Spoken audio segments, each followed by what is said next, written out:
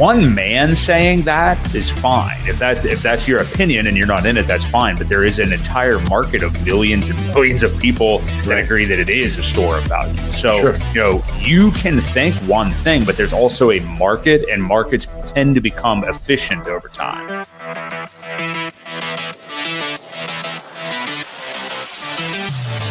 We do know that you will always get paid in Hex on a daily basis. And that is truly the miracle that we call Hex, because it is trustless interest, trustless yield. Nothing will stop that contract from running.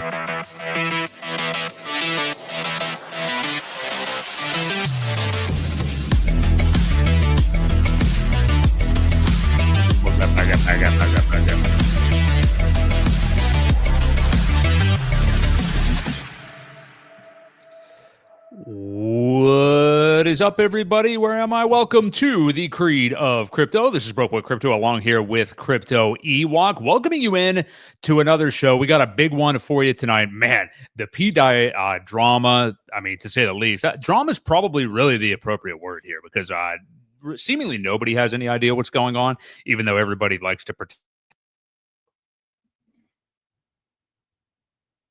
Am I there? Do you hear me? Yep, you muted yourself.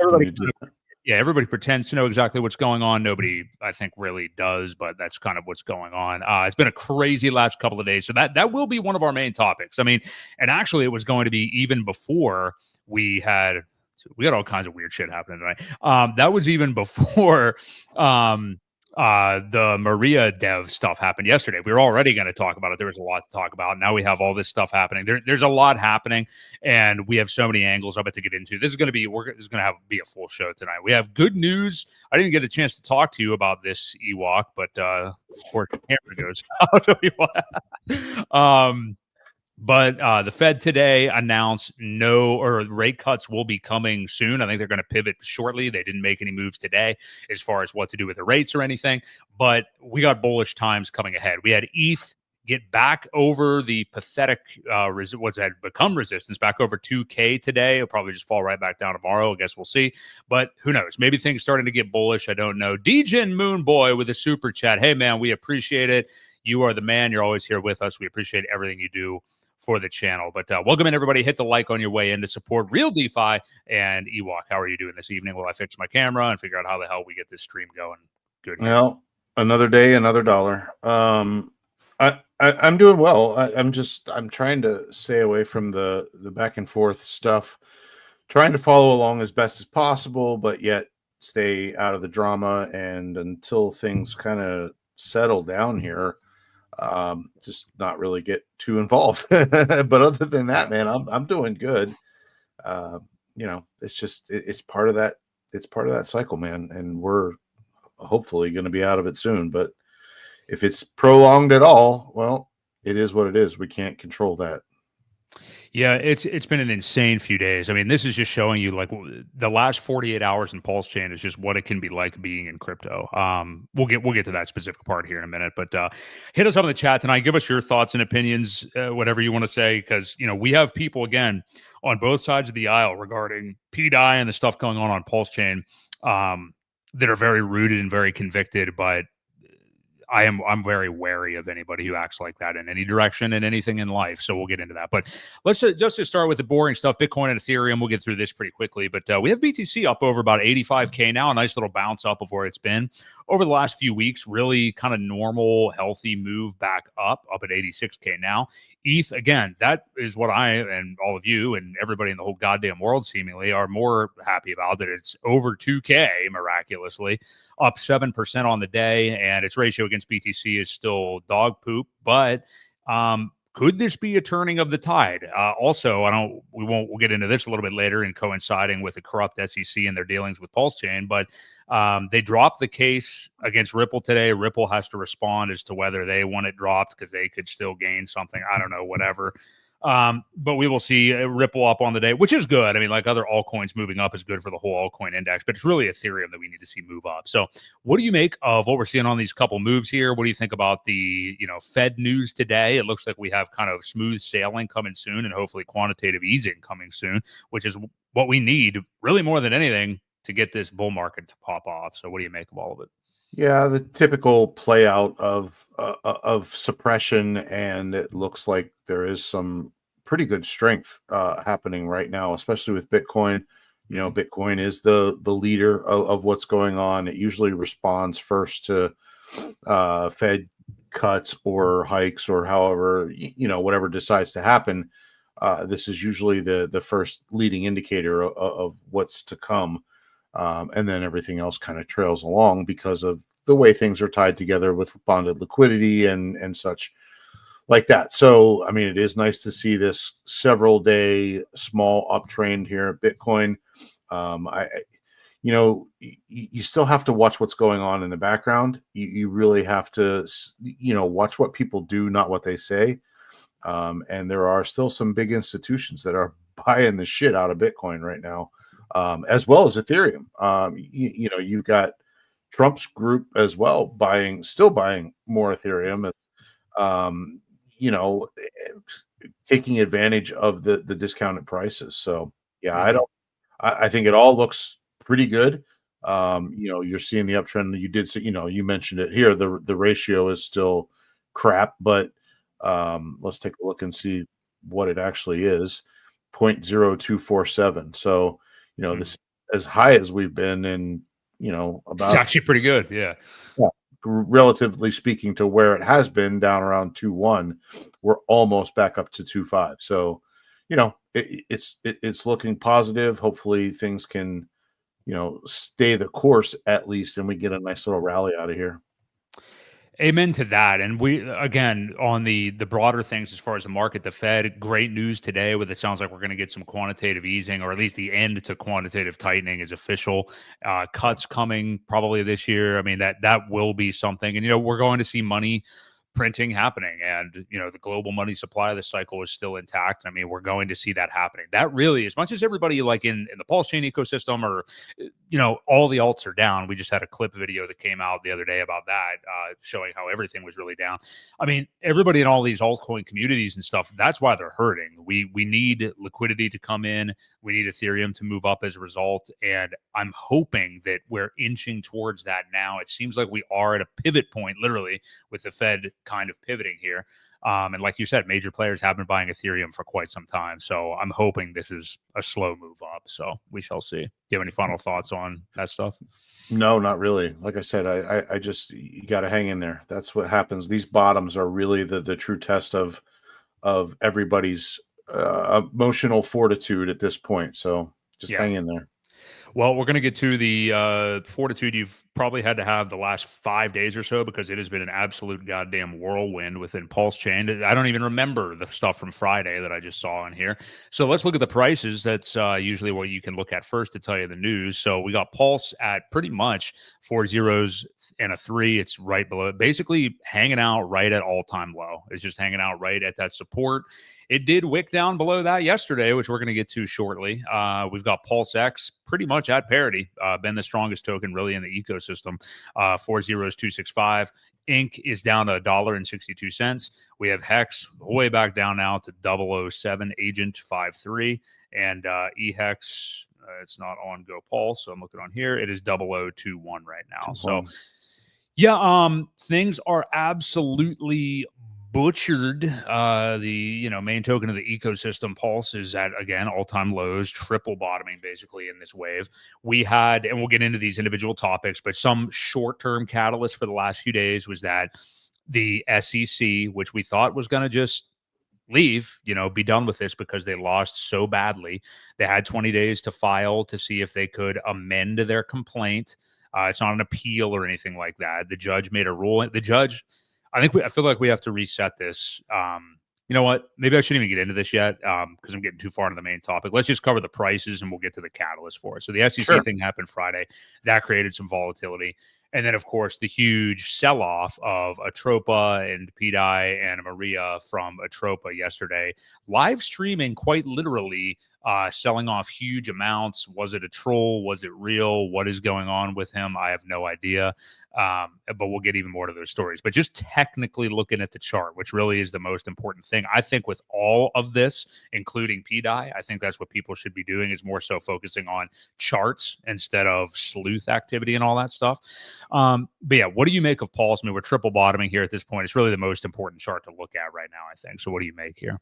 Well, we actually quadruple bottomed and then broke through. Right. So yeah, we've done more than triple bottom. We actually broke through the bottom. It's not really a seal, the floor. We broke through the floor. It did, respond at about 2.8. About 2.803 is what it looks like. And it has kind of rebounded since. We still haven't pulled up to that support level that was like 3.1, 3.18 or roughly in that area. But it is close. It just it's creeping back and forth right now between just right at 3, essentially. It keeps going 3.0 and then 2.99. So, there is something to say for it, at least holding that level. It was one of the next levels that I was kind of talking about. I think 2.8 was the level that I mentioned last week, was just a guess without breaking out the Fibonacci tool. But it's nice to see that there has been a new floor somewhat made. We need a couple green candles though to confirm that before it decides to go even further. And I think the market kind of needs to decide what it's going to do about these other coins too. So yeah, there's a lot of indecision right now by the looks of this, and it could hold, but it could keep going further if there's further uncertainty.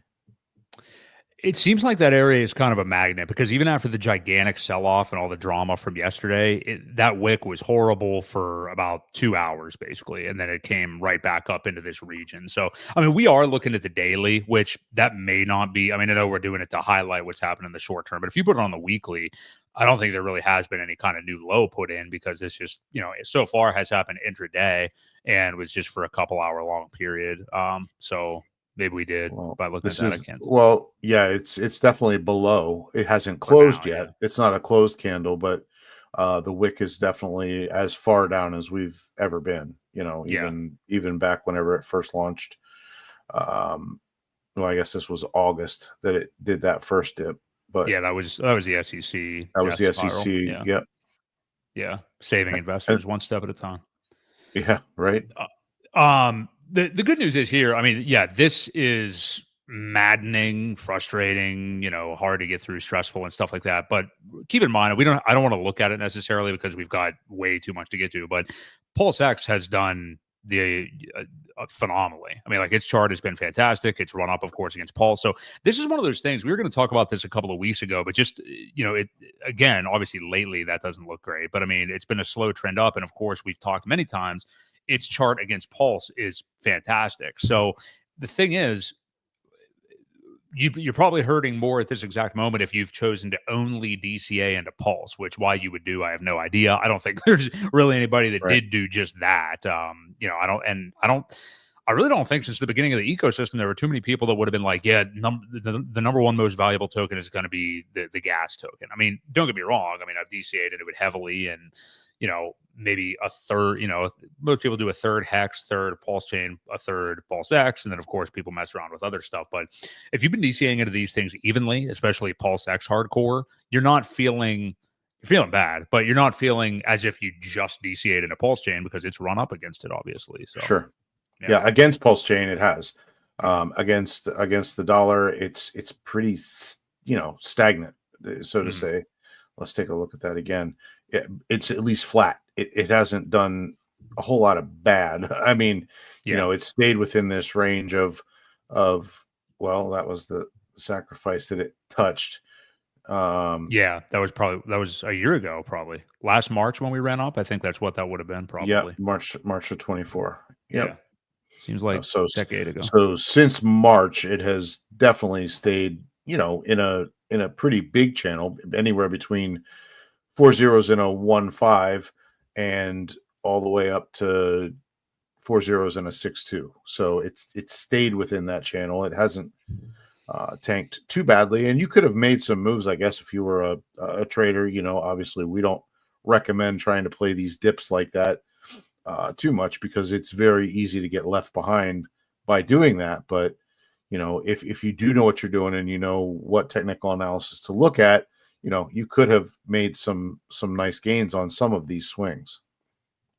Yeah, for sure. But holding long and strong. Same story. We need ETH to turn around. I mean, it's not just us; it's everybody in the altcoin market. So, yep, for sure. That's where we are with prices right now. Now, let's get to the news that occurred yesterday. That is what we're going to kind of center the show around, our main topic, and what's kind of putting the prices where they are. Although they did move up from yesterday. So, yesterday, Maria, aka I believe, doxed name is James Osborne. I don't know if that's definitely true, but Maria Rael, whatever it is, the whole name, the pDAI dev, or worked for NASA but didn't really, wrote a paper about it once or something like that. There's just so many odd things.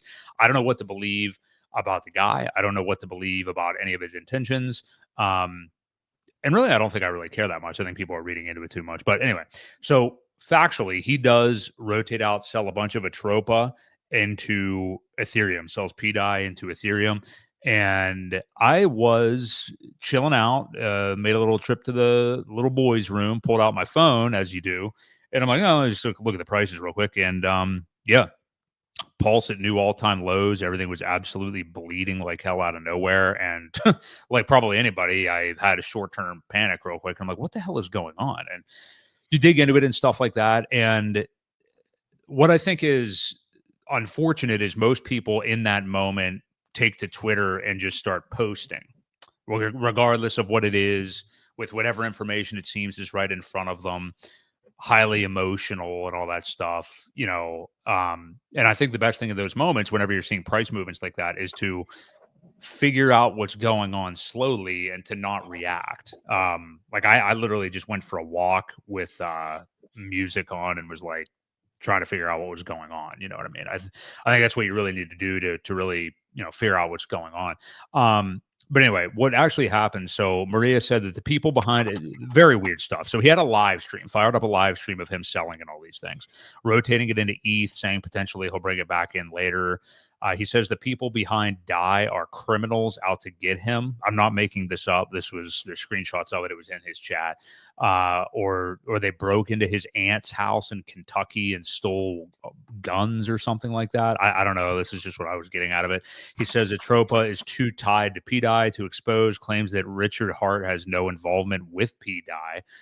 Sells half of his stack and says he's done for now. The whole ecosystem drops, obviously, because pDAI, we had that great stream with Axis that time, the web of pDAI, like how it's tied to so many different things. So that's why everything came down in the short term. So we have that. And then we have pDAI completely retrace it and come right back up. And, we can't even begin to get into like the sleuth nature of people from both sides of this. 9 Iron Capital has been an awesome pDAI guy from the beginning. We have Martin Storyteller taking the opposite end of all that and arguing, oh, here's another guy minting pDAI out of nowhere and selling it. And other people are saying that, well, it's because of this bad debt clearing up and blah, blah, blah. So just so many things back and forth. And then today, which we'll get to in a moment, Richard fires off a tweet. We'll read it in a minute here. That everybody's claiming they know exactly what he's meaning by it, and pDAI sells off again. So we'll get to that. There's just way too many things. So first off, what do you make Ewok if you want to get rid of the Pulse thing there? That's the pDAI chart. Oh, my bad. I'm sorry. I didn't see that. Okay. So what do you make of this stuff from Maria yesterday anyway? Like what a lot of confusion, a lot of insanity for him to just sit there and do it live. Yeah, I just showed that he was also blaming Sami. Yeah. But I guess if there's a way to prove that you're exiting, it's a good way to show it. There wasn't any audio that I could hear when I tuned in. It was just a bunch of chit chat with sells happening essentially. It just confused me even more. So, I was on the anti-pDAI side, and then I was like, okay, well, maybe I'm hearing enough things that this is Richard. So I kind of jumped on board, and now I'm leaning back to the other side, thinking that there's something bad and nefarious going on.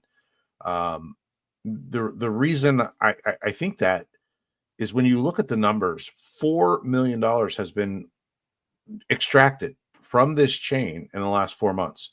And it hasn't been put somewhere else. Like, it's not like it's staying in the Pulse chain. It's gone. It's over on Ethereum. And they're continuing to mint more. There's some sort of exploit that somebody has that is quite concerning, and people are still buying. People are there. I was just in a Spaces. It was a Twitter Spaces right before I jumped on here, listening to those guys, and they were having a good conversation. It was a little bit of both sides. It was more of what the exploit is and what's happening, and what, how to stop it. How do we stop the value detractor, essentially? And their big thing is, all right, what we need to do is remove liquidity for this, because it's pulling the price of everything else down, because of that web that we just talked about a few minutes ago when Axis was showing us the web. So there were calls put out to Randy Holarski with that group of there's the what's it called? I forget what. Do you remember the name of their value token or like the combined pool? I was reading this post we're about to do from DeFi about this stuff. So okay. Either way, you weren't paying attention. No, that's fine. Sorry, it's fine. So I think we need to put a stop to the bleeding, at least before anything more happens. Try and get people to understand that there are bots running that make it look like it is still very active, and it is. There's buying and selling constantly, but apparently there are a lot of bots that are doing that trading to give it that volume.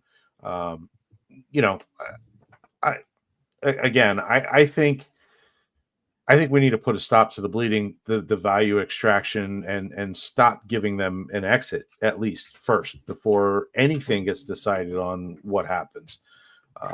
Is my opinion. That's kind of where we're at, though, at this point. To get a little bit more information on it, let's actually read that tweet that we were both sharing this morning from DeFi Zion. That's what it is. That I know I sent you. Because he. It would seem like a pretty good write-up. It's like a few different tweets. I'll try to speed through it here. So he says, what's actually happening with pDAI and PMaker? This thread is to provide clarity on what's been going on the last few days, blah, blah, blah. I'll split this thread into multiple pieces. Okay. We'll go down to the first one below that. So who is the 5996 dev team? The 5996 dev team we have been following since the address was created. This address is directly associated with 29AC and other addresses. You can read this for yourselves too, guys, but to a more stable tracking this since last year, which were used to facilitate the pDAI and PUSD 1-to-1 ratio, which we know that exists, leading to a more stable pDAI price. We will never have a definitive answer as to whether this dev team is a good or bad, but more evidence suggests they are a good one due to their favorable actions. 2, how is 5996 minting? This is a little bit longer than I realized. There's a lot of parts to it that expanded. Maybe rather than read the entire thing, let me go down to the last part here, just the fifth one. So he says the 5996 is using one of the many vaults used to mint the initial pDAI supply. Coincidentally, about half of the vaults remain independently owned by the devs who minted the initial supply. RH is rumored to own most of that. However, a portion of the vaults had remained owned by the DSS proxy actions contract, which allowed his dev team to acquire them. I wonder why the team who minted the initial supply didn't retain complete ownership of all of them. Strange. Maybe for this exact reason, we'll never know. Lots of talk and rumors about 5996 being a bad actor. To be 100% honest, we will probably never know, but in my opinion and based on what I see, I think not. However, if he is a bad actor, RH is in control of the PMaker and can temporarily stop liquidations. Why hasn't he? What's happening with PMaker? No faces can be attached, but it's up for you to decide. RH will never come out and give us the straight answer we're looking for, so we must pick up the pieces. The pegging continues. He says, enjoy the show. So what do you make? I know you skimmed this as well, and I do want to get into the Richard angle of this because I completely and utterly agree with what he just said, that RH is not ever going to give us an answer. And I think people are overreacting likely to one of his tweets earlier. So what do you make of what he's saying here, though? Well, I think because of the maker contract that gets essentially cloned, and when there's a fork, they're the same ones in control of what's going on over here. Same wallet addresses, same everything, and I'm not sure why that's not being talked about. And Richard had a big portion of DAI, but I don't know that he had part of the maker. The maker part of it is, I think, what's more important than the DAI itself. So that, yeah, there's a lot of unanswered questions for me, and stuff that's kind of way above my head, and understanding who addresses are, who they belong to, good or bad actors. But you still go back to that point where they're extracting $4 million of value to Ethereum. It doesn't seem like a step that Richard would do. He would definitely keep it on chain somewhere, and if not, I'm just, the only thing that it would be used to bridge to Ethereum for was to pump eHex. If he was going to pump one of his coins, I don't see him sending it somewhere else to pump anything else. Like, it just doesn't make any sense to me. So I'm still kind of stuck on that part of why there's been so much extraction to another chain that is not his. That's kind of where I stand. But I'll say this, because there's just so many angles to this. But as far as like actually buying or investing in pDAI, which we've talked about before, and yeah, you were one of the skeptics. I think you pretty much converted when you did, around the time when a lot of like skeptics started to, you know what I mean? And it was good of you, I think, because you started to look into things and educate yourself and stuff. I did, I think, a little bit before that time, and I still fully believe that something is at play here. And as far as the inner workings of it and the sleuthing, it's always going to be above my head. Like, I'm not going to double down and pretend that I know something that I don't, which unfortunately is what 90% of the people talking about this on Twitter are doing. Like, they are dunking with every move in either direction. There's people out there sitting, waiting for something to officially happen with this to run victory laps around it. We saw it yesterday. And then just a minute ago, talking about the Richard angle of it, if you want to pull that tweet up, that was the first one I would have sent you earlier. So he, in typical Richard fashion, does one of those decoding tweets where it's like, well, what is he talking about here? And if you follow this guy and you read his tweets, which I imagine most people in here do, you usually know that it's not always just taken on its face. Most people are taking this one on its face, though. So he said, one of the stupidest things in crypto is when people pretend a coin was founded by someone or secretly supported by someone. It sounds stupid as, yeah, man, Satoshi is actually behind this coin. Telling the truth is better than lying. Tell the truth. Everybody's retweeting it. There you go. Definitively, Richard Hart is not behind pDAI. He has nothing to do with it. There's people just being really weird out there. I guess there's no point really focusing on that. I guess that's what happens during red candles. Like, there's people out there that I believe have created a pDAI conference that are now retweeting this, dunking on it, saying, you are all wrong. So I don't understand the range of emotions. In no way do I take this tweet by Richard at face value. I don't think at all that. Why? The people that are out there saying, there you go, you have it, he's definitely referencing pDAI, and he's saying specifically that he has nothing to do with it. He's never had anything to do with it, full stop. I don't believe that. You and I have had this argument before about the pegging theory, it getting to $1, whether or not he'd be involved. And I have said every single time, you can go back to the other streams when we've had the arguments, he will never admit to being behind this, because it is a risk. Like, it's not just like, yes, he's somebody who likes to brag when his things do well and retweet, and he's posted the pDAI chart many, many, many, many times. But this is a whole other endeavor. Like, this is something that is never before seen, never before done in crypto. And if you really are going to be like Satoshi in that form of things anyway, you're not going to say like, yep, I did it. Here's what I did, step by step by step. You know, we've even seen the old streams of him where it seems like he's talking about a stable coin on PulseChain, saying, oh, I have some tricks up my sleeve. Blah, blah, blah. Like, he's not going to come out and say, like, let me connect the dots for you. Here's what happened. He's never going to do that. So I take this more as like, I still side that he likely has a lot of involvement here, and I don't think the chart is an accident. I don't know what it is specifically, how he's doing any of it. I'm not going to say that. But for people just taking this on face value, like, yep, he's talking about, I think he is referencing what's going on with pDAI. But for people just saying, like, he doesn't have anything to do with it, so why don't you all shut up? I think they're missing it. I just think they're missing it. So here's my big thing is, you know, for the longest time, we were saying, well, Richard showed the chart many times, but he hasn't brought it up. He hasn't said anything about it. Now that he's now that he's said something not really directly about it, I think he's beating around the bush about it. Now it's like, well, he can't really admit it if he did. So we either take him for face value, what he says and the things that he says, or I just don't think he wouldn't. If it was, he wouldn't have said anything. Like, I think it would have been one of those comments to just let it go and not say anything. I never said I was. I never said I wasn't. You know, this is kind of him saying, stop lying, tell the truth. Because people were saying it's definitely Richard. And that's how I took this whole thing. So, I just find it interesting how, for the longest time we say, well, he hasn't commented on it. He hasn't said anything. That was more thinking that it was him.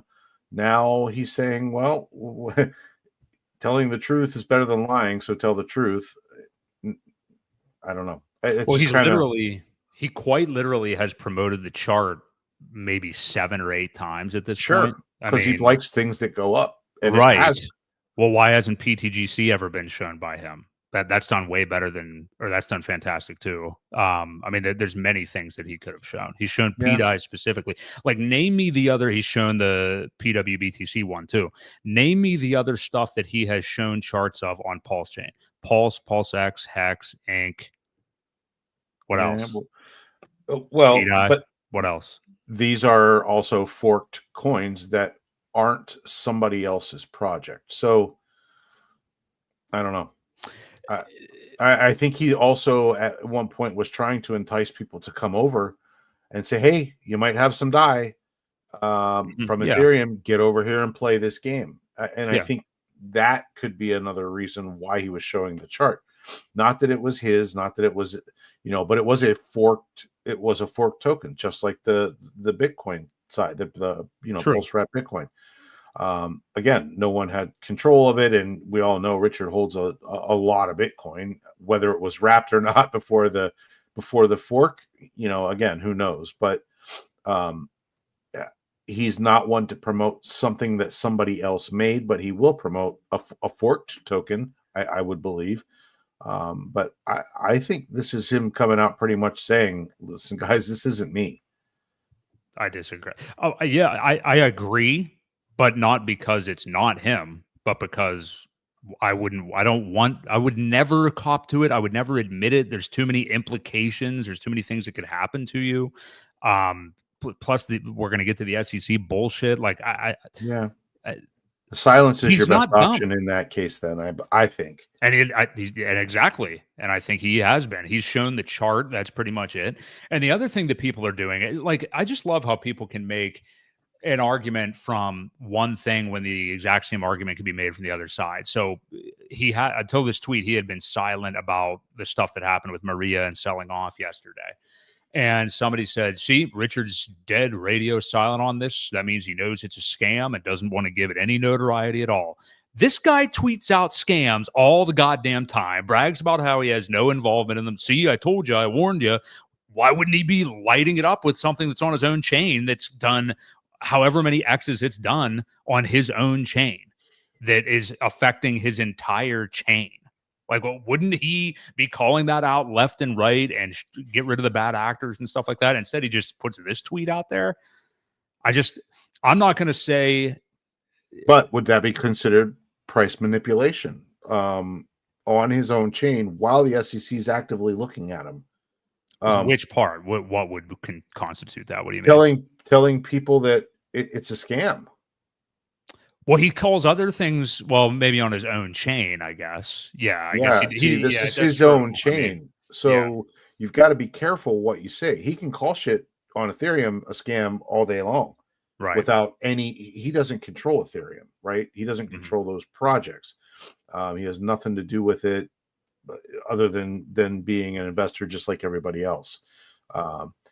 So, yeah, I don't know. I do believe there would be some implications for him to call out something on his chain that somebody could probably come after him for.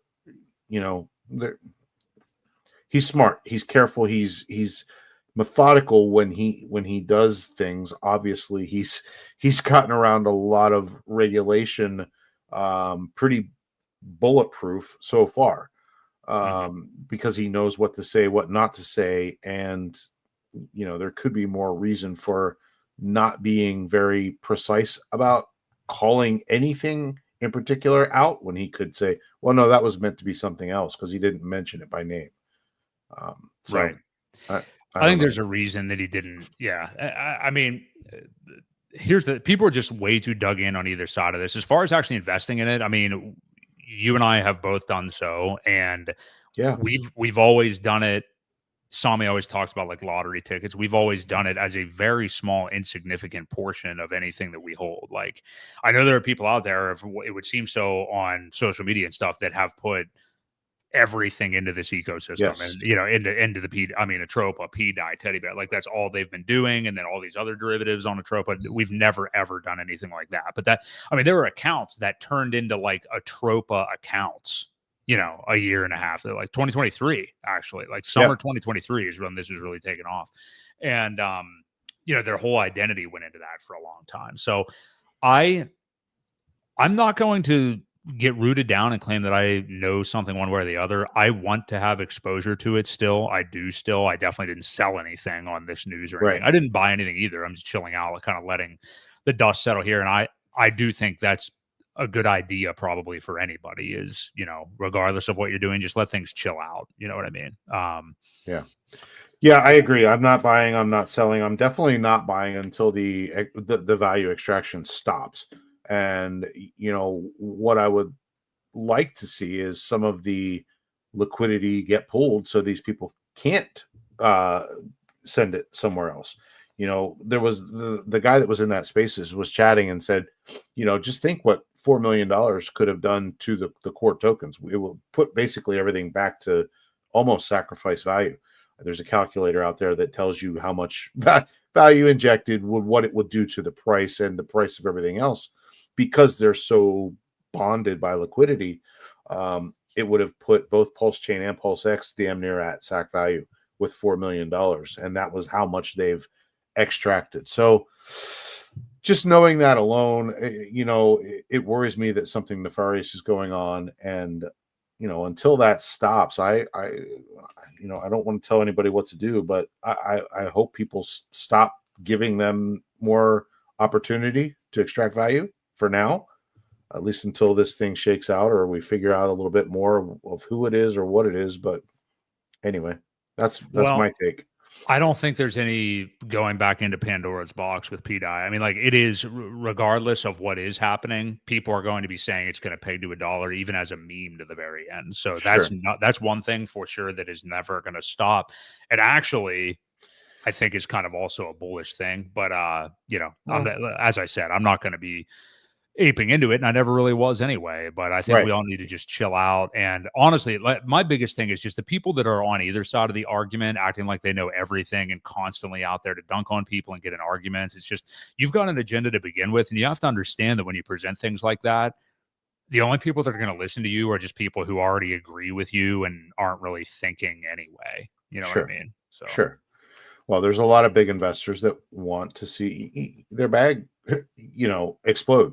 And, another thing that I found out that I didn't know is that you can't collateralize somebody else's tokens. Essentially, you have to collateralize your own tokens.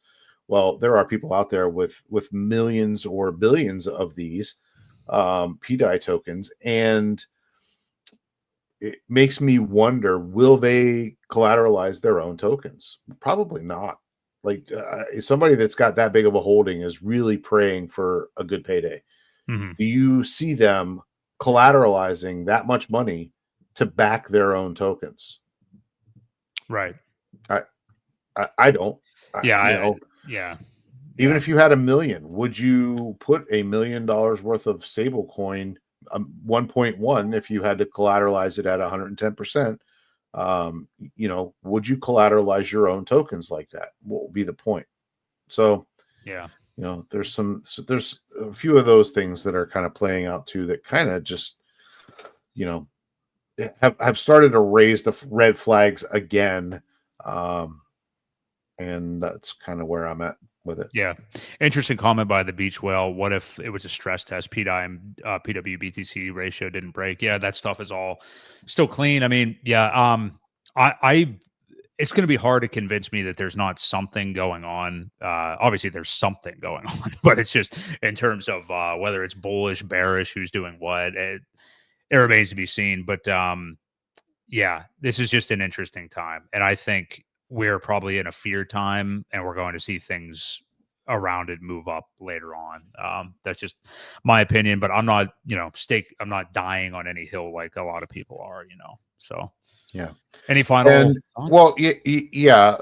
I'm not talking about people that are making money and selling and things like that. I'm talking about there's a mint going on where they're minting these things for free and then extracting. So I don't have a problem with people selling, making money, extracting value that way. It's when there's, again, something nefarious that's happening that I feel they're just minting them out of thin air, and pulling value from the people that have put up liquidity. That to me is where I get concerned. I don't like to wallet watch and see people that have made money. We all talk about Rackham and what the value that he's pulled out of this chain, but he's bought it fair and square, and he sold it fair and square. So I mean, that's, as much as we may not like it, there's not a whole lot we can do about whales that make money. Where I get concerned is when something's, again, being minted out of nowhere, and just dumped because there's a glitch or some sort of exploit that's happening. So just wanted to clear that up. Andre Harrison says, "Sack up, Ewok. Take a side for once. Can't be Switzerland in this market." Do you have any response to that? Nope. Okay. I don't. I'm back on the side of not being so sure about pDAI. I'm not going to sell what I hold. Obviously, I've already bought some, but I'm not going to buy any more. And that's my stance. That's kind of the cool thing. Well, you say that now. If it starts to go up later on, you may be tempted to buy more. But I might sell some. We'll if see. It goes higher than what I bought it for, I may not dump buying some. now. I don't know. Here's the cool thing. You can kind of have your cake and eat it too. I mean, you don't have to have your entire net worth in pDAI. You don't have to, I mean, I never did. Not even close. No, not you. I just mean anybody. I mean, right. You can, there is, luckily you can do whatever the hell you want. That's the cool thing. So, anyway, the saga will continue. I'm sure it's not going to get boring, one way or the other. So we shall see, but, I think that wraps us up on that topic. So if you guys are here and enjoying the stream, do us a favor, hit the like. Crazy stuff going on with pDAI. We'll continue to look at that, obviously, week in and week out. Before all that happened on Friday, of course, I mean, the cancer that is the SEC just continues to exist, even under the Trump administration. Now, I get it. I mean, I guess there's, attorneys within the SEC and they're just doing their job or whatever, but so we've got a, February 28th, victory for Richard Hart, victory for PulseChain. The judge dismisses the SEC's case on all counts, the fraud, the jurisdiction, the offering, every single thing, the unregistered security. The result was a 100 out of 10, couldn't ask for any better. The SEC didn't dismiss or drop their case. The judge dismissed it. Richard Hart won the case objectively. So the SEC has 20 days that they can file to amend their complaint. I didn't think they were going to. I didn't think you thought that either, Ewok. Nuclear Herb said he didn't think it was that likely simply because, the new administration, they're dropping cases left and right. The judge eviscerated their complaint. I mean, there was nothing to stand on. They just got burnt by her.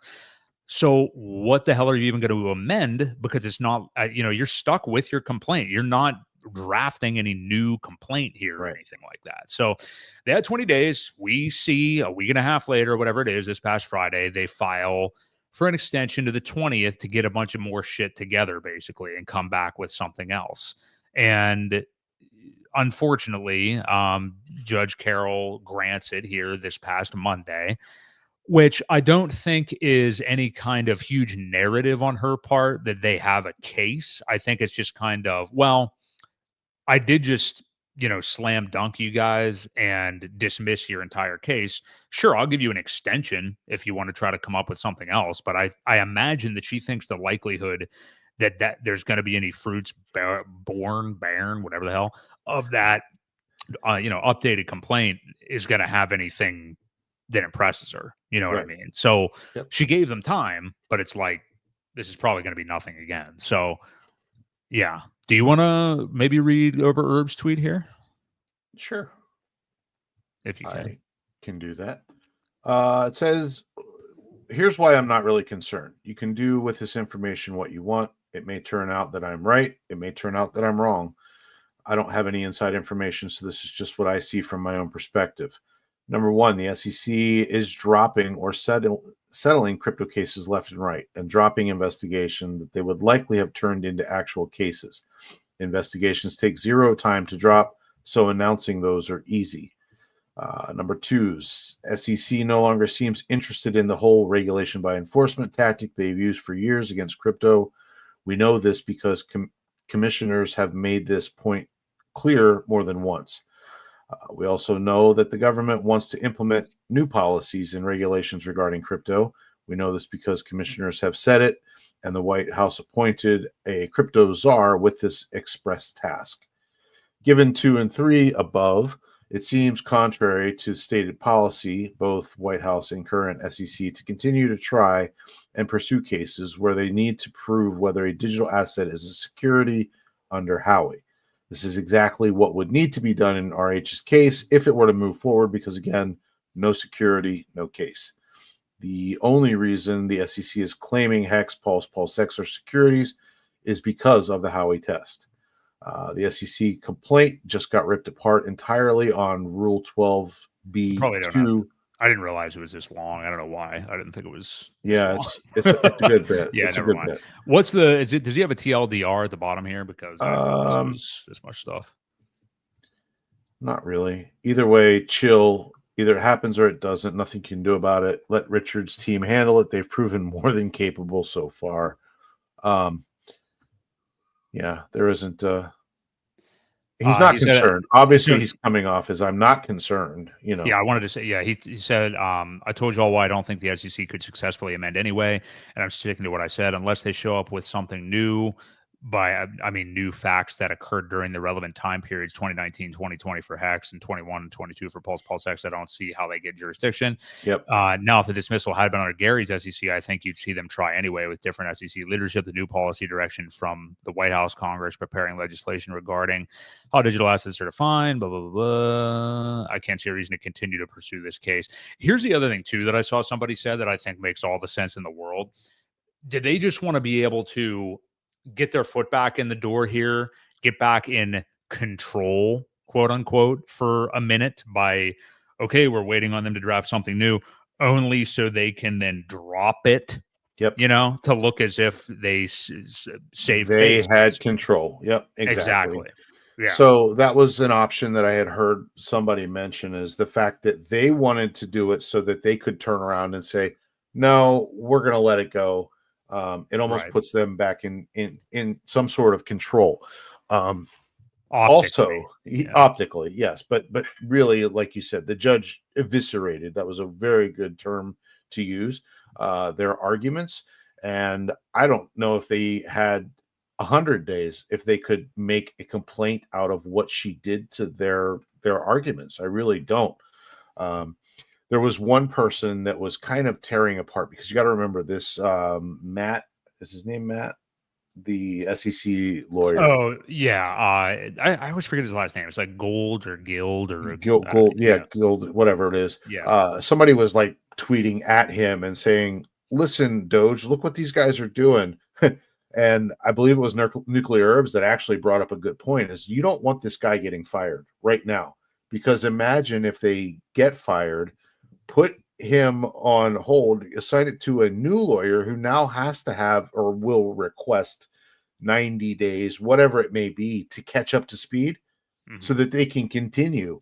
Let's let this guy have, let's not get him, fired quite yet. So, right. That was a funny point, that we shouldn't be tweeting out anybody calling this guy out. They've done a miserable job so far. Let's let it continue. Yeah, we don't want to give it to somebody that's more competent than him already. Yeah. So, let's let it play out the way it is. They've done a great job already. So, yeah, I thought that was kind of funny and a good point to make, that let's not call out as Matthew Guild is what the name is. There you go. So what do you think ends up happening with this? So, damn it, they now have until February the 21st to come up with whatever the hell they're going to come up. Or April 21st. February, what the hell? Yeah, April the 21st to come up with whatever they're going to come up with. I think we've got a couple scenarios. I think one could be, like we just stated, that they get the ball back in their court, as weak as it is, and dismiss the case. So there's headlines that say the SEC drop case against Richard Hart, even though there was already a complete rolling against them. Sure. Or they come back with something that has like a limp dick addition to whatever they already have, and Carol's like, get the fuck out of here, and they just wrap it up. I mean, I really think that's about it. I mean, like, I don't know what else they could possibly do. That you said a minute ago, hyperbole anyway. Like, if they had 100 days, could they? Well, they've had 100. They've already had it. They've had far beyond that. They've had all this thing, and like RH's attorneys argued, they've missed various deadlines so far. They laid out very well why they didn't feel that the extension should be made. She did it anyway, and again, as much as it's frustrating, I do get it from her part, because she just dismissed their entire case. It's not like this went to a judgment portion. I mean, she just said, no, you're wrong on everything. So what do you think the most likely scenarios are? I think the most likely scenario is they may never have even had any intention of rewriting it, knowing how badly she tore it apart. I think they're just delaying it. Honestly, and I think they'll wait up until the deadline, whatever it may be, to realize that they can't. There's not anything they can do. They can't come up with new information based on the current. Remember, they cannot add new complaints. Like, they can't bring something in that hasn't been talked about already. They have to have different kind of proof or evidence or something contrary to what the judge has already decided, and came back to them with her response, which was 30 pages of just teardown. So what I think happens is they wait till the deadline and realize there's not anything they can do. And they say, we're going to choose not to do anything. At that point, I believe the judge would come in and say, all right, here's your dismissal with prejudice, because she would have to, I think, if there's a dismissal and they're not arguing it, you get a dismissal with prejudice, right? Which means can't be brought up again. I think that's the fair thing. I don't know if that's true. I mean, that is the term for that, but I don't know if that's true or not. I don't know if that would have to, I don't know that it has to be deemed that way or not. It'd be awesome if it was, because then we know that they can't come back with it ever again. But well, it's like, what is it? Double jeopardy. You can't be tried twice for the same crime, murder anyway. Is that just? I don't murder? think he murdered anybody. We didn't see that yet. I didn't see that on the red notice. So no, I didn't either. But again, I think that's how it plays out. I think they wait up until the very last time that they can, and then say, we've got nothing. Sorry, Your Honor, for wasting your time. Right. Yeah. Yeah, I'm sure everybody felt the same way, but like when I saw that they filed for the extension, I was just like, you got to be shitting me, dude. Like I don't know. They got beat so badly that it's like, why are you doing this? And then as with everything, you start to zoom out, Herbs gives his thoughts on it and stuff. And, you realize what you realize the more you zoom out is that this matters very, very little overall. I mean, for, this ecosystem's success and the prices and stuff like that right now, it just doesn't matter that much. It matters, I think, as far as crypto history and stuff, and it's a very significant, judgment for Richard Hart. But in terms of like us right now and people that are just like, when are my bags going to go up? Ethereum's $2,000. We haven't seen money in retail move into the market yet. And that's what's going on. And all the rest of the stuff is short term. And here's the other thing. I was going to say this earlier, and I forgot when we were talking about the pDAI thing, but all these price movements we're seeing lately in regards to the SEC stuff and pDAI yesterday, remember that the liquidity was massively pulled in this ecosystem recently. So any move is going to be drastic. And there are two types of movements, if you're aware. There's up and down. We haven't seen much of the up part, but with these down ones, I mean, you're seeing sharp movements because all the ink yields have been slashed, the ink inflation has been slashed, all these things. And the liquidity is far lower. We're going to get into a topic. It'll be a good transition to get into the HEX staking because we have the T-shares getting more rare yet again. But we've had all this liquidity removed. So these spikes and these short-term action here in the bull market are going to be extreme. So, and you can probably talk about that for a minute, Ewok, just about like past bull markets and all the huge dips you see on your way up, Well, yeah, the first HEX run-up, we dipped. It doubled 13 times, essentially. So, but how many dips were in there between 40 and 80%? Well, it was because there wasn't much liquidity. So yes, it could run easily, and a lot of people were buying it, but there was also a lot of people taking profits, and that's why they dipped so hard, but recovered so quickly. So yeah, whenever liquidity gets pooled like that, it gets so over amplified with your movements to the up and to the down. It works both ways. It doesn't only work one way. Unfortunately, I wish there was a way to, I guess a bunch of single-sided liquidity to buy up dips would be the only stop to that.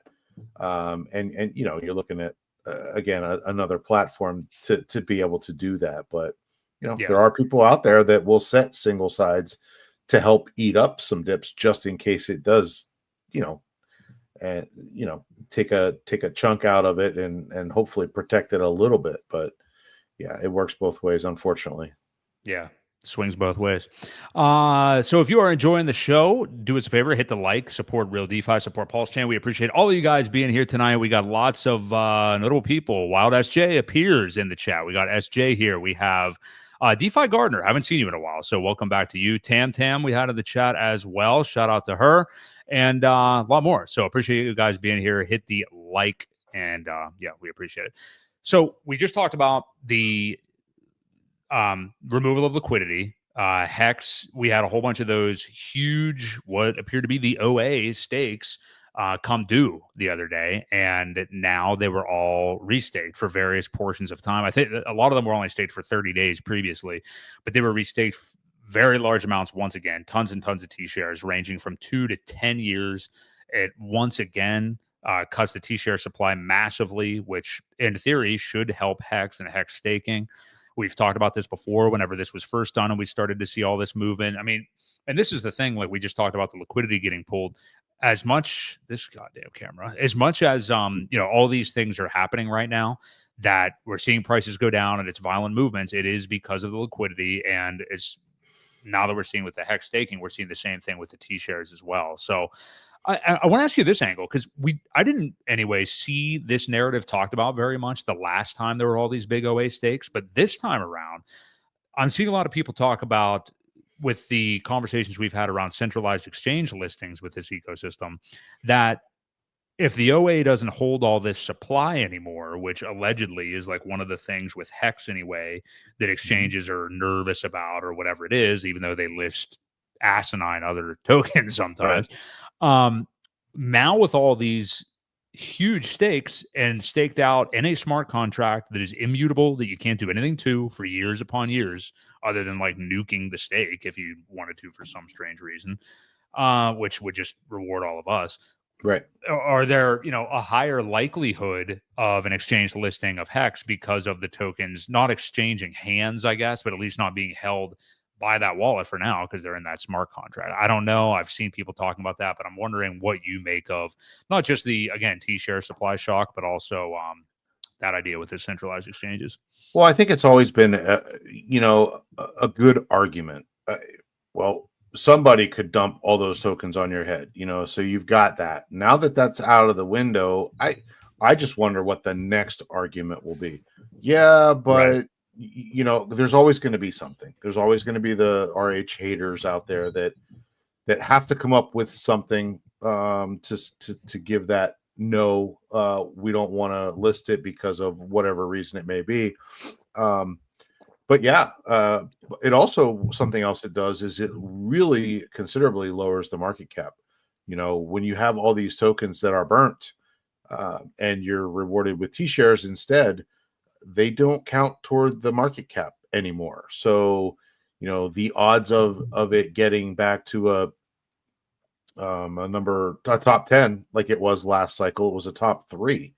It was right behind Bitcoin, on Nomics only, I think. Ethereum. But the Nomics was the only one that was keeping track of it correctly. I know. And occasionally there was Yahoo Finance, because they were getting their data from CoinMarketCap unedited, right? Yeah. So it did show correctly on Yahoo Finance as well. So yes, there was a point where it got to number 3. It passed Binance, it passed USDC, and boom, it was in third spot, only for a very brief time, but it was there. So for it to get back to that position or whatever, without the amount of OA tokens, you're talking billions now that are gone out of circulation, and that's what would calculate it. It'd be a much tougher time. Maybe they will also start to rank it properly. That's another thing that can happen easily as well, because again, that argument is out the window. Who knows what the next one will be, but it is favorable. As far as that goes, is they can't say, well, a founder has a whole bunch. Well, I mean, we know it's the case with 95% of cryptos out there. There is a founder holding, they just call it something different. So yes. Yeah, I agree with you. Yeah, usually with exchanges or other detractors that are just not buying into the ecosystem, there is always going to be some reason why. It'll be a long con 20 years down the road, obviously, to them. So it is bullish, though. I mean, it's cool to see the stakes get restaked out like that and everything that we've seen with the supply. So all good stuff for sure. And we'll see it continue. Unless you have anything else on that, I was thinking we got a few kind of light things we could go over to. Oh, curious of your comments here. So DeFi Gardener, this is an interesting guy. So he used to comment on our channel quite frequently. I checked his channel out. He used to do some videos about like Solana memes and stuff like that. I know they're not looking fantastic right now, but hey, neither is anything. So, but he says PulseX is the only coin, and he's been in here kind of arguing with people about pDAI, and he's not a fan of pDAI, but he says PulseX is the only coin worth a damn. Buy a bag and don't even look at it until ETH is 5K. Just step away from crypto. I disagree with the first part of your statement, but I think the rest of the advice isn't too shabby, honestly. I like the second half of it as well. And honestly, that's probably been the token I've been wanting to acquire the most over the last year and a half, though. So I am with you. Your sentiment. This is a Frank Molina tweet right here. Minus the only one worth a damn. Although that's pretty much the only one he buys. So I'm with you, man. Yeah, I mean, and I'm glad you realized that, DeFi Gardener. Like some people, I think within, not that you're not within the community, but I know you've dabbled in other stuff too. But a lot of people that just have silo vision and PulseChain and stuff, just they think that nothing else in crypto, or that everything else in crypto is like just mooning. Everything else is just out there, at all new all-time highs while we're down here. And I get it. Like this is a much bumpier ride. Like this is a very tough ride because we don't have the VCs. We don't have like other people backing us and stuff. There's just crazy You don't have the favors of the influencers. You're not on coin ranking sites. Like there's all these different things. And that is part of what comes with like kind of a bootstrapped organic ecosystem, is that the downtimes can look really tough because there's no safety net. But that also means that the uptimes are infinitely better than what's going to happen in these other ones. Because while we do have whales that are selling left and right down here, thankfully, you don't have wallets that you're totally unaware of that are people that bought, like Pulse is pretty much at all-time lows right now. If you buy Pulse right now, you bought the lowest Pulse price in history. Okay. It's not as if there's all these shadowy figures, shadowy super coders. What was that? Remember that a couple years ago? Is that Pocahontas thing? I don't know. One of those people, but maybe it was Hillary Clinton. I don't know. But you don't have all those people that like, there's nobody that bought Pulse at 4 zeros and a 1 or something like that. It's not out there. Like you can buy the low right now. It'll probably go lower again. Sure. But as far as other people that are out there, there's nobody that bought it at cheaper prices. So I don't know if you have anything. I think some of his advice is pretty good here. Yeah. I love the advice to just DCA and don't even look until ETH is 5K. I think that with just about any token that you are in favor, NJ Dub said Hex is cool too. So I feel that way about it.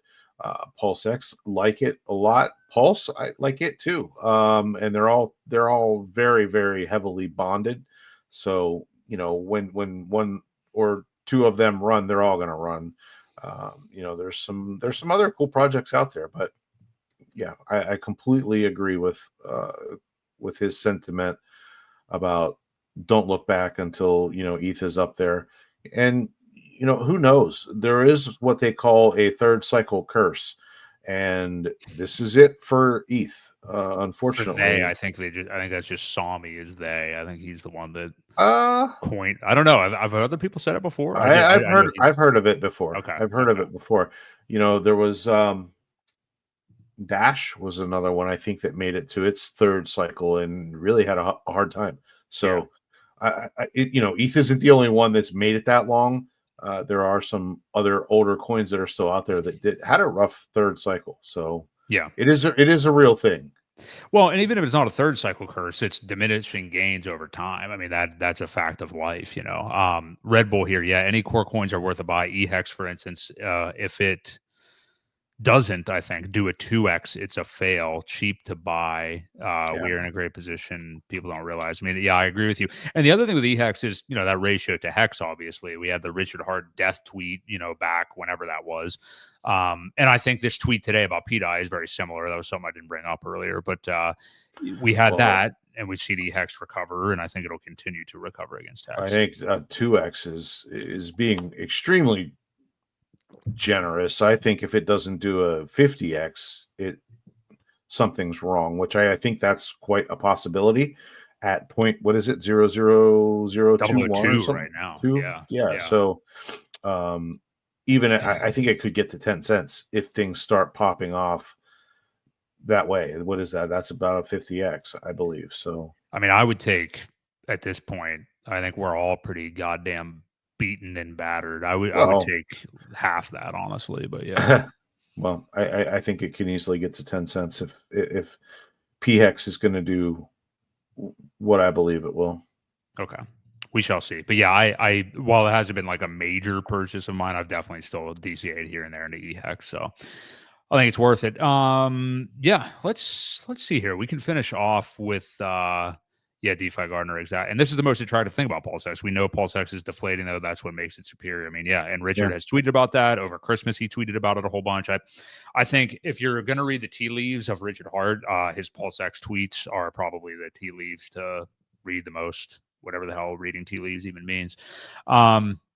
All right. I'm enjoying the chat here. We're getting some good stuff. Digital money markets. I heard rumors MEXC is still in play to relist. I think he means relist. Yeah. It was in that obscure crypto chat. Well, I don't know what obscure crypto chat is, but I know that Panos, we just talked about Panos last week. He had that interview with Corey Costa, which was fantastic. And it sounds like dialogue is still open with MEXC. It's just that they wanted money again. Well, now listen, hang on, correct yourself there. Sorry. They don't want money. They want the account reloaded with liquidity. Oh, Because okay. so it wasn't payment. Like the payment already exists. They're already listed. It's already, the integration has already been done. It's still there. They can flip a switch tomorrow and it's back on. What they wanted was the account for the liquidity to be put there. They want essentially 60 grand, 30 grand of Pulse and 30 grand of Tether. I think it was that's one of the things that they use the most to trade. So it's not payment. The account that controls that would belong to whoever adds it. So it's not even really payment. It's just liquidity to play with. Yeah, good point. And yeah, the fee or whatever had already been paid. It's just Yes. liquidity to get it Yep. listed again. So, and we visited this last week, but I mean, everybody jumped down their throats because they don't understand the whole thing about exchange listings, and and me included. I mean, I didn't know how everything works, but you see them asking for more money when they've already like delisted, and it's like, what the hell are you talking about? And it's like they need more liquidity for it. And the other thing is, this is what we said last week: exchanges. It's not so much, I think we probably paint this narrative, and maybe it's somewhat true, but that they're all out there like, we don't like Richard Hart, we don't like the community, and maybe that is part of it, but also they're interested in like what's doing tons of volume, and it's kind of a chicken and egg thing because a lot of these shitty meme coins that people are stupidly buying and getting rugged on, end up getting listed because people are interested in them. And you got Portnoy's like fifth greed token or whatever the hell it is, in which I don't know how anybody ever would have bought, but and you've got that stuff getting listed. So it's unfortunate. I mean, it's kind of that whole thing. Like, what are you going to do? Bitch at the market? The market's buying stupid meme coins, not even good meme coins, and they're getting right. listed. So it's big name people that have a following that all they got to do is make one tweet and boom, they get the and the funny thing is these exchanges are purchasing off the market right away. They're buying their own liquidity because they know it's worthwhile for them to spend the 50 grand or whatever it may be, knowing that they'll make $2 million in fees. It's an investment for them. But they're not willing to do that with other things, even though there's a huge following of Richard Hart people. How much liquidity after his preaching that DeFi is really the way to do it? There's not going to be a lot of trading. It's mostly buying and extracting from their, you buy and you pull it off their exchange. And I think that's one of the things that scares people off. So, yeah. Let me see. Okay, let's go to this guy. We'll do a couple more chats, and then we'll wrap up here. So this is pretty general, but Auntie D says, "Hey, love the channel. Quick question: what are your thoughts on Ink?" Pretty general question there, but it is interesting because we've seen a lot of different things happen with Ink over the last few weeks. We saw the inflation get cut 4 or 5 different times or something like that. The price is still down at $1.50 because the ecosystem's down. We have seen the PulseX yield farms slashed, so they're basically not worth doing whatsoever right now, or you're going to definitely accrue a impermanent loss. But obviously things are on the horizon for those farms, for Ink. And yeah, what do you think, Ewok? And again, maybe NTD, you could expand specifically on there's something you want to know, but what do you, we've both yield farmed. We've done the PulseX farm and acquired it that way. I've occasionally DCA'd into it on the market, but I usually just want to buy like my PulseX bags and stuff like that so much that I'm not buying Ink. And you can farm it, so why would I buy it? So I don't know. What do you think, Ewok? Yeah, it's not something that I would have bought when I was earning what I was earning by just providing liquidity, but because it is tied to a lot of the pairs, again, this is going to be a very static movement of everything, because of the liquidity pairs, because of the bonding, you're going to see it run up too. And because it's already at $1.50, it's going to run what looks to be harder, I think. How high can it go? Well, I believe it was $80 at its high, roughly $88 or something like that. It could easily get that high again because people aren't earning it. There is no yield farming that's producing anything unless you're a huge whale. And I think that's why it was done, because those guys were farming it and just dumping permadump. and Right. that had to get stopped. So in order for things to rise, you've got to decrease the inflation of it. Back to pDAI, you can't have that price go up like that naturally if the demand slows down. So again, I think ink is going to do just fine. Not something I would buy. I think it's going to be very reflexive to everything else that moves up. But I think it's going to be fine if you hold some. I don't know that I would go out and spend a bunch of money on it when there's other tokens that could have a far better Xing power. Xing power, yeah. Xing power. You're going to get more X's out of other things than you would ink, but ink's going to probably do fine if you're holding some. And following up on that, Digital Money Market says, will the PulseX farms eventually add back some of the APRs down the road? I think 100% certainly. Yeah. I think it's just waiting for, the liquidity was removed. So if Ethereum ever goes up, more than a couple percent in a month or something like that, then the bull market takes off. There's an altcoin market. You want to be able to move up more quickly and with less liquidity, because there was a lot of people in those yield farms because they were rewarding pretty handsomely. I mean, even when we were making EWOC 10% or something like that, I mean, we were up at 20%, a year prior, but when we were down at even 10%, I mean, like the price of ink and everything, it was still absolutely worth doing. I mean, and it depends on when you got in and when you got out. I know you did accrue a little bit of impermanent loss, but depending on when you got in and various different things, I mean, you were doing pretty well. And then if you wanted to DCA the ink back into the PulseX that you lost, or DCA your new money just straight into PulseX, you're getting a little bit of impermanent loss, but you're also gaining it back and getting those tokens and getting Pulse back. So, yeah. Well, the one thing that I figured out, I thought there was more impermanent loss than there really was, but because it was the PulseX pair, I ended up with a lot more Pulse. Right. And after it was said and done with, I sold back the Pulse for the PulseX that I got offsides with, and got back to really where I had started and made all that ink on top of it. So, and along the way, I had traded some of the ink that I was earning for other little things that I wanted to dabble with. So yeah, I mean, I didn't end up with hardly any impermanent loss. So yeah, it works out well. And that's something that we'll revisit, when those do get relisted. And here's the thing, I don't think we're going to have just the pools that we saw before. I think we're going to have a lot more pools when we get further down the road. So definitely look out for that. Yeah. Well, this has been an awesome show. Really active chat. Appreciate all you guys being here. DeFi Gardener, Digital Money Markets, Yellowtail, Anti-D, Red Bull, PP. Who else? We had Wild SJ here. We had Tam. We had, were there any other streaming type people? We had a very big donation from DJ Moonboy. We can't forget about him. He's here every week. So my ex-wife was here, the Beached Whale. We had Stubbs. We had Andre Harrison. Wall-to-Wall TV was here. I didn't read what he said, and I'm not going to. But yeah, we had a lot of good people here. So Valiant Low Key. Crypto Stylist was here. She popped in and said, "Oh, really? I didn't see that." Okay. Yeah. All right. Well, welcome in, everybody. We had a couple hundred watching at once. So do us a favor. Hit the like button to help support Real DeFi. Boost us in the algorithm.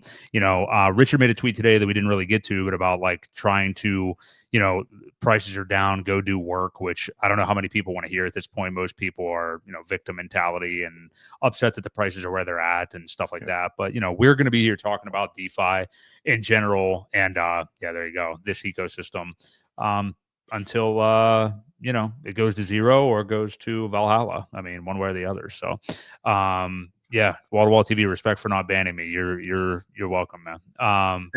Appreciate all you guys being here. We do the show every Wednesday night at 6:30 p.m. Eastern Standard Time. We will see you next week. Enjoy the drama of the markets. I think we might be on the verge of a little bit of a move up with this bullish news from the Fed and all this other stuff. So, thank you all for Crypto EWOC. This is Broke Boy Crypto on the Creed of Crypto. See you guys.